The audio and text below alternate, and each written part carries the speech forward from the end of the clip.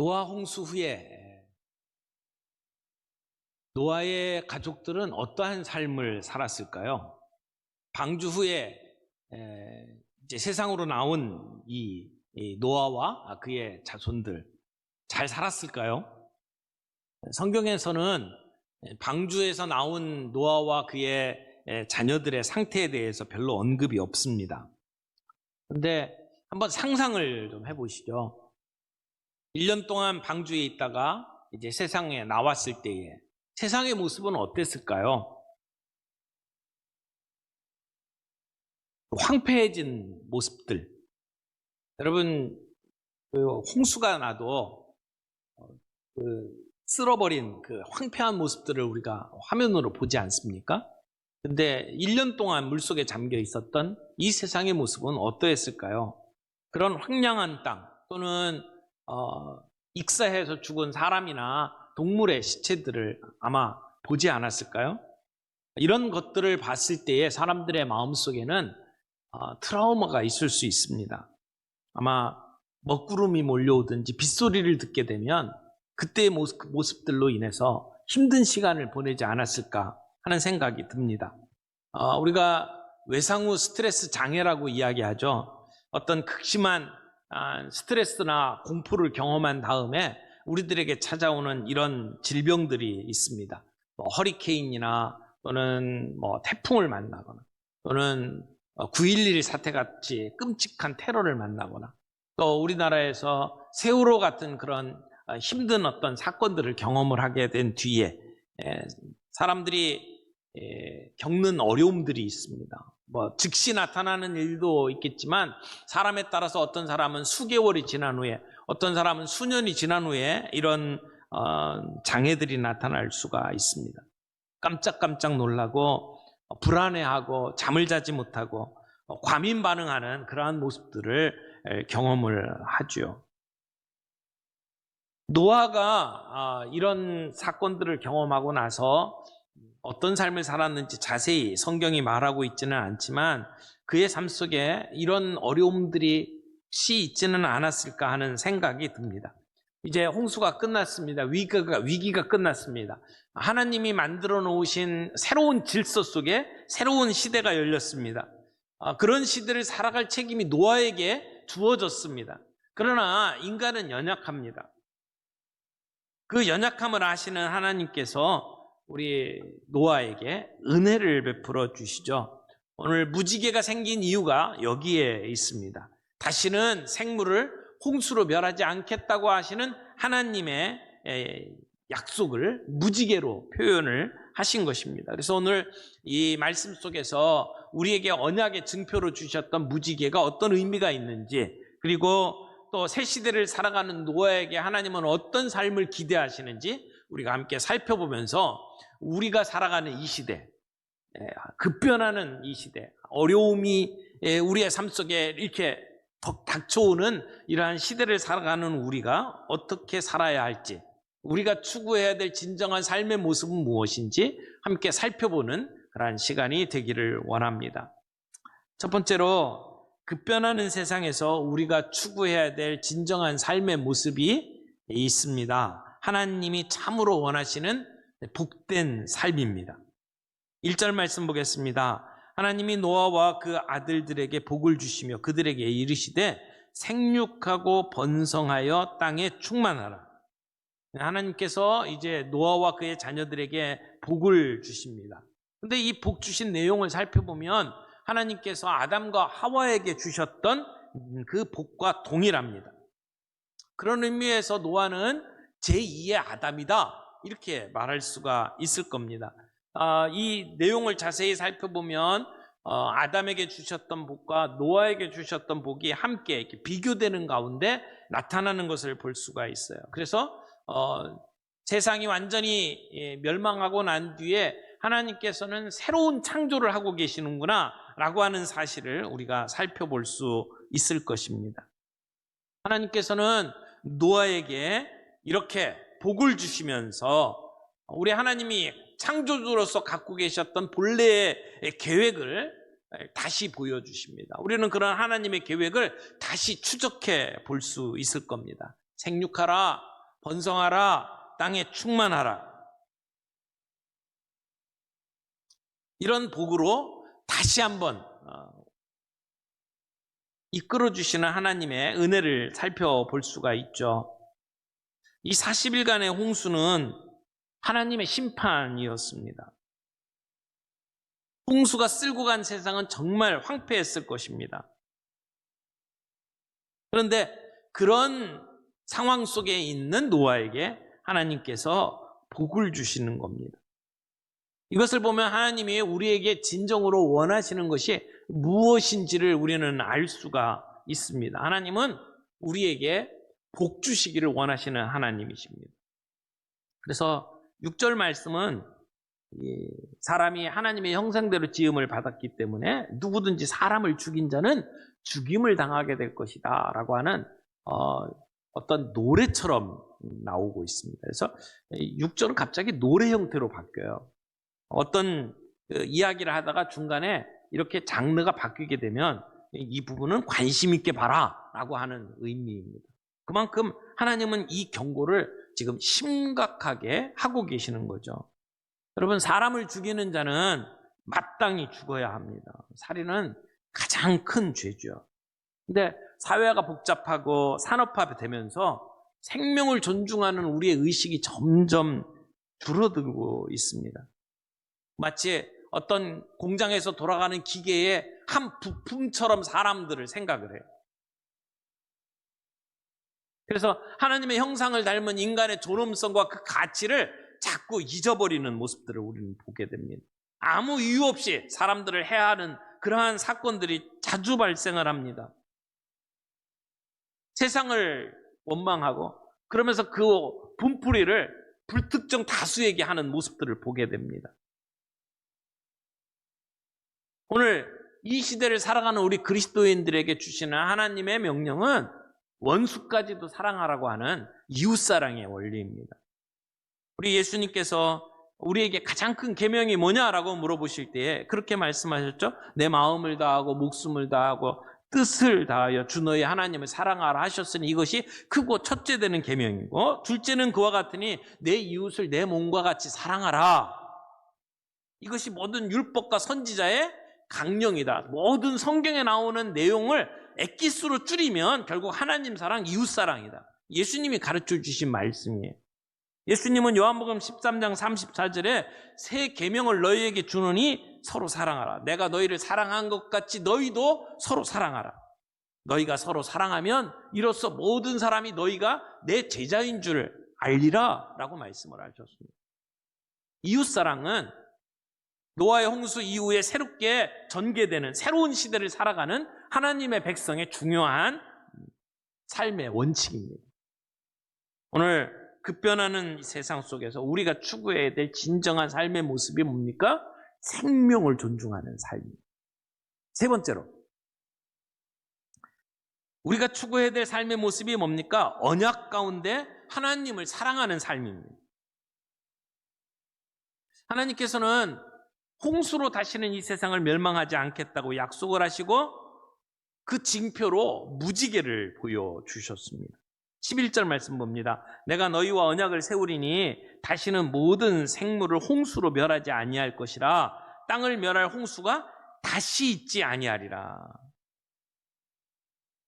하나님께서는 앞에 홍수로부터 살아난 그 인간들에게 복을 주십니다. 그리고 다시는 홍수가 너에게 있지 않을 것이라고 약속하고 계십니다. 이 말씀 속에는 하나님의 사랑이 담겨져 있습니다. 우리의 죄악 때문에 하나님은 인간을 심판하셨지만 여전히 우리 인간을 사랑하시는 하나님의 사랑이 이 말씀 속에 들어있는 거죠. 마치 자녀들이 잘못했을 때 회초리를 들고 징계하는 부모처럼 자녀들에게 회초리를 들었을 때 그 부모의 마음은 아프죠. 찢어지게 아픕니다. 근데 사랑하기 때문에 채찍질을 하죠. 하나님께서 우리의 인간의 죄악으로 인해서 우리에게 이런 홍수의 심판을 했지만 그러나 하나님의 마음 속에는 우리를 향한 사랑이 끝이 없습니다. 하나님의 마음이 찢어지는 가운데 우리에게 채찍질을 하시고 이제는 복을 주시고 그리고 다시는 너희를 멸하지 않겠다고 말씀하시는 그 사랑의 메시지를 오늘 우리가 보는 겁니다. 그래서 11절에 보면 내가 너희와 언약을 세우리니 언약을 맺으십니다. 이 언약은 노아가 제안한 게 아닙니다. 하나님이 일방적으로 말씀하시는 겁니다. 내가 너와 언약을 맺겠다라고 말씀을 하시는 거죠. 그러니까 어떻게 보면 무조건적이고 일방적인 언약이 이루어지는 겁니다.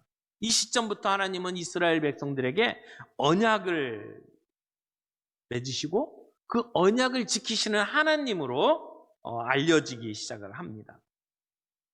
사실 하나님께서 인간과 함께 언약을 맺으신 구체적인 사건이 여기가 처음입니다. 창세기의 앞부분에 에덴 동산의 모든 열매는 다 먹어도 되지만 선악을 알게 하는 나무의 열매는 먹지 말아라. 하나님께서 명령하시죠. 내가 만약 먹는 날에는 반드시 죽으리라. 하나님이 경고하셨죠. 근데 이것도 가만히 살펴보면 일종의 언약이라고 말할 수도 있습니다. 그러나 하나님께서 구체적으로 계약 형태로 맺으신 것은 여기가 처음입니다. 그런데 이제 언약이라고 하는 표현을 쓰게 되면 이 말 그대로 말로 약속을 하는 게 언약이잖아요. 그러다 보니까 이 본문 안에서 원래 하나님과 인간 사이에 맺어지는 언약과 우리가 말로 이렇게 단어로 언약이라고 하는 개념이 우리에게 다가오는 것하고 약간 차이가 있습니다. 요즘에 언약이라는 말을 많이 안 쓰죠. 근데 최근에 어떤 연예인들이 결혼식을 안 하고 언약식을 했다. 그래서 다 간단하게 반지만 주고받았다. 이런 표현들을 쓰고 있긴 합니다. 그래서 언약 그러면 말로 하는 어떤 약속 정도로 우리가 생각할 수 있어요. 그러면 오늘 본문에 나오는 이 언약을 오해하는 겁니다. 그냥 말로 하는 언약, 약속 정도의 의미가 아니기 때문에 그렇습니다. 여기 나오는 이 언약으로 번역된 말은 히브리어로 베리트라고 하는 단어인데요. 베리트라고 하는 말의 뜻은 뭐냐면 자르다, 쪼개다 이런 뜻이에요. 실제로 고대 근동에서 사람들이 언약을 하게 되면 이 베리트를 하게 되면 짐승을 잡아서 쪼갭니다. 그리고 그 짐승을 죽여서 이렇게 쪼개놓은 그 사이에 약속을 맺은 사람이 지나갑니다. 무슨 얘기냐면 지금 우리가 약속을 맺었는데 이 약속을 어기게 되면 이렇게 죽임을 당하게 될 것이다 라고 하는 의미를 담고 있는 것입니다. 그래서 약속을 어기면 그 짐승처럼 죽임을 당하게 될 것이다 라고 하는 의미의 어떤 맹세를 담아서 약속을 하는 겁니다. 이걸 언약이라고 이야기를 하는 거죠. 그러니까 지금 여기서 말하는 이 언약은 단순히 말로 하는 약속이 아닙니다. 구약의 성경을 보게 되면 이 언약이라는 단어가 쓰일 때마다 맹세라는 말이 함께 나오는 걸 봐요. 그래서 신명기 8장 18절 같은 경우에도 내 조상들에게 맹세하신 언약을 오늘과 같이 이루려 하심이라 이렇게 이야기를 해요. 또 신명기 29장 14절 같은 경우에는 이 언약과 맹세를 너희에게만 세우는 것이 아니라 언약과 맹세라는 말이 이렇게 같이 다녀요. 그러니까 지금 여기서 하고 있는 이 언약의 중요한 요소가 맹세라고 하는 것을 알 수가 있습니다. 그러니까 하나님과 우리 사이에 언약을 맺을 때는 인간이 연약해서 우리가 약속을 지키지 못할 때가 있잖아요. 우리의 불순종, 때로는 우리가 자유를 남용하고 때로는 우리가 목이 곧아서 우리가 약속을 믿지 못해서 불신앙으로 약속을 깰 때가 있어요. 그럴 때에 이 문제를 해소하기 위해서 하나님이 이 약속을 그래도 지키겠다라고 하는 보증을 하시는 거죠. 이게 성경에 나오는 언약의 핵심이에요. 사실은 하나님 편에서 하는 맹세예요. 인간은 연약해서 약속을 깰 때가 많습니다. 그러나 하나님은 내가 반드시 이 약속을 지키겠다. 이 약속을 어기게 되면 죽음이 임하는 것처럼 나는 절대 이 약속을 깨지 않을 것이라고 하는 하나님 편에서의 맹세예요. 이것이 언약입니다. 근데 지금 노아의 언약에서는 어떤 내용으로 약속을 하는 겁니까? 다시는 이 땅에 홍수로 멸하지 않겠다고 하는 약속이에요.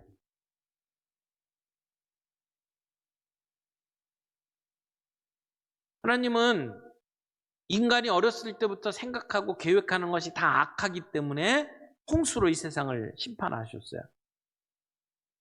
그런데 그 뒤에 다시는 너희를 홍수로 멸하지 않겠다라고 말씀하시면서 근거로 무슨 말씀을 해요? 사람이 어려서부터 생각하는 것이 악하기 때문이다 라고 이야기를 하죠. 인간은 안 변했어요. 홍수 이전이나 이후나 인간은 안 변했어요. 악한 존재예요. 근데 하나님이 바뀌셨어요. 하나님이 오래 참기로 작정하신 거예요. 그래서 하나님이 원래 가지고 계셨던 이 세계를 유지하시기로 하나님이 맹세하시는 거예요. 아무리 인간이 사악하다 할지라도 내가 다시는 이런 홍수와 같은 것으로 인간을 진멸하지 않겠다라고 하시는 하나님의 스스로의 맹세라고 하는 것이죠. 오늘 우리는 이 땅을 지신 하나님을 찬양합니다. 하나님을 높이며 찬양하죠. 그러나 세상을 만드신 창조주 하나님만이 아니에요. 우리는 언약의 하나님을 찬양합니다. 왜요? 우리가 악한 존재이지만 그럼에도 불구하고 오늘 우리를 다시는 이렇게 인류 전체를 심판하시는 일을 하지 않겠다고 약속하시는 하나님의 은혜, 하나님의 사랑, 우리가 여기서 보기 때문에 우리는 그 하나님을 찬양하게 되는 겁니다. 그래서 하나님은 그 하나님의 언약을, 하나님의 약속을 기억하도록 하기 위해서 무지개를 봐라 라고 말씀을 하시는 겁니다. 그래서 17절에 보면 언약의 증거가 이렇다라고 말씀을 하시면서 무지개를 들어 보이십니다. 또 13절에 보세요. 내가 내 무지개를 구름 속에 두었나니 이것이 나와 세상 사이의 언약의 증거니라.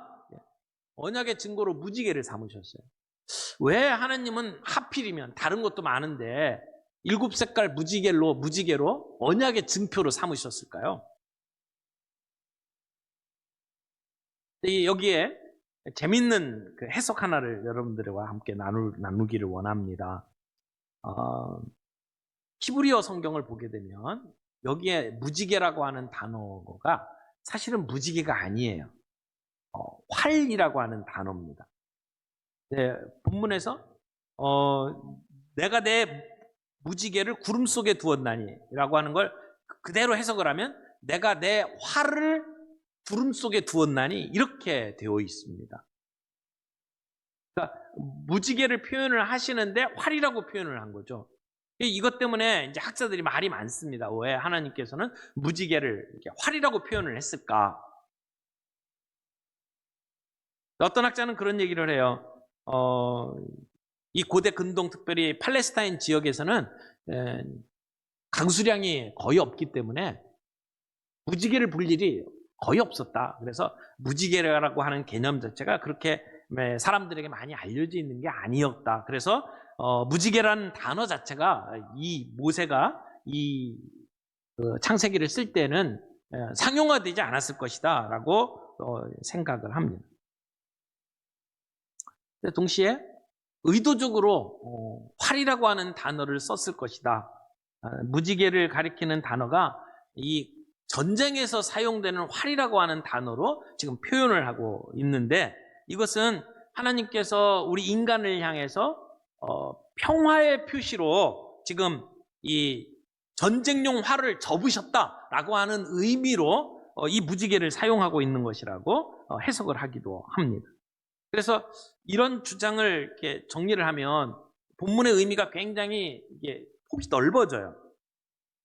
고대 근동에서 무지개는 신들이 쓰는 활로 표현을 하기도 합니다. 그래서 먹구름 가운데 번갯불이 치는 것은 신이 이 화살로 이렇게 쏘는 것이다라고 여겨졌습니다. 실제로 성경 안에 표현 가운데에도 이스라엘에서 이 번갯불이 여호와 하나님의 화살로 표현되는 곳이 있습니다. 근데 활이라고 하는 건 전쟁에서 쓰는 거잖아요. 공격하기 위해서 사용하는 거예요. 그러니까 평화의 관계에서 쓸 일이 없어요. 적대 관계에서 사용되는 그런 무기입니다. 근데 하나님께서 무기로 들던 그런 활을 지금 공중에 걸어 놓으신 것으로 표현을 하고 있는 거잖아요. 그러니까 더 이상 하나님께서 이 무기를 사용하지 않겠다라고 하는 그런 의미로 상징이 되는 겁니다. 전쟁 때 무기로 사용했던 활을 이제 구름 사이에 걸어 놓으셨다는 거죠. 여러분, 구름 속에 무지개가 있어요. 구름은 비를 상징하는 겁니다. 홍수로 심각한 위기를 경험했던 노아가 또 구름대가 몰려들면 어떤 생각이 들까요? 혹시나 또 홍수가 임하는 건 아닐까? 이런 두려움이 있었겠죠. 그런데 그 홍수를 쏟아낸 그 구름 속에 무지개가 떴습니다. 그 무지개 속에는 이제는 다시는 너희를 홍수로 심판하지 않겠다고 하는 하나님의 은혜의 메시지가 담겨져 있는 겁니다. 하나님의 자비의 상징입니다. 동시에 이 무지개는 우리 인간을 위한 것이라기보다는 사실은 하나님을 위한 것입니다. 하나님께서 무지개를 볼 때마다 하나님이 맺으신 언약을 기억하시겠다는 거죠. 그래서 하나님께서는 하늘을 향해서 겨눠진 이 칼을 통해서 하나님의 맹세를 스스로 기억나게 만드시는 거예요. 내가 다시는 절대로 인간을 홍수로 멸하지 않겠다고 하는 하나님 스스로의 맹세라고 하는 것이죠. 그리고 하나님은 그 언약을 신실하게 지키시겠다라고 하는 약속입니다. 인간은 그 이후에도 여전히 범죄합니다. 그러나 하나님의 은혜의 상징인 무지개는 계속 뜹니다. 그러한 하나님이 인간을 홍수로 멸하지 않겠다라고 하는 그 약속은 유효한 거죠. 결국 하나님이 심판 가운데에서도 자비를 베푸신 하나님이라고 하는 것을 무지개는 우리에게 보여주는 겁니다. 여러분, 우리 가운데 아직도 먹구름은 일어나고 있습니다. 그러나 하나님은 빛이십니다. 하나님의 빛은 어두움을 뚫고 폭풍우를 지나서 우리에게 무지개로 나타납니다. 이 세상은 아직도 비가 내립니다. 그러나 그 비가 멸망의 홍수로 이어지지는 않습니다. 공중에 떠있는 물방울이 햇빛이 굴절되고 반사될 때마다 아름다운 무지개가 뜨죠. 우리는 그 무지개를 보면서 기억합니다. 하나님이 우리에게 이런 사랑을 베푸셨다. 노아와 맺으신 언약을 생각을 하면서 아무리 비가 와도 우리는 두려워하지 않습니다. 왜? 하나님이 그렇게 약속하셨기 때문에. 무지개는 하늘과 땅을 연결합니다. 하나님의 은혜만이 오늘도 죄짓고 있는 인간과 하나님을 연결할 수 있습니다. 이 무지개는 그런 면에 있어서 결국은 우리를 구원하시는 예수 그리스도를 상징하는 것이다 라고 말할 수 있습니다. 우리와 하나님 사이를 이어주는 것이 예수 그리스도이십니다. 무지개로 예표되는 예수님의 그 십자가의 은혜로 오늘 우리는 구원받습니다. 그래서 무지개는 곧 예수님을 상징하게 만드는 것을 우리는 압니다. 결국 이 노아의 홍수 메시지를 통해서 하나님의 궁극적인 뜻은 심판이 아니라 우리에게 구원을 가져다 주는 것이고 우리에게 복을 가져다 주는 것이다 라고 하는 사실을 우리는 기억합니다. 하나님의 형상으로 지음받은 인간의 생명이 얼마나 중요하다, 얼마나 고귀하다라고 하는 것을 하나님은 오늘 우리들에게 가르쳐 주고 있습니다. 여러분, 구름은 무지개를 이길 수가 없습니다. 어둠은 결코 빛을 이길 수가 없습니다. 하나님께서 결코 홍수로 세상을 멸하지 않겠다고 약속으로 보여주는 이 무지개. 오늘 우리는 그 무지개를 보면서 우리는 하나님을 신뢰하게 되고 하나님을 믿는 믿음을 가지고 오늘 우리의 삶을 또 하루 신실하게 살아갈 수 있습니다.